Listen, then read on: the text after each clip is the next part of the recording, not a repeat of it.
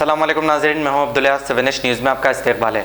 AIMM president Asaduddin Owaisi की हिदायत पर MLA अहमद बिन अब्दुल्ला बलाला की निगरानी में नुमाइंदा कॉरपोरेटर शेख मोईउद्दीन अबरार ने उस्मानपुरा में ड्रेनेजेस के काम का जायज़ा लिया है। आइए देखते हैं हमारे नुमाइंदे अरवास की ये रिपोर्ट।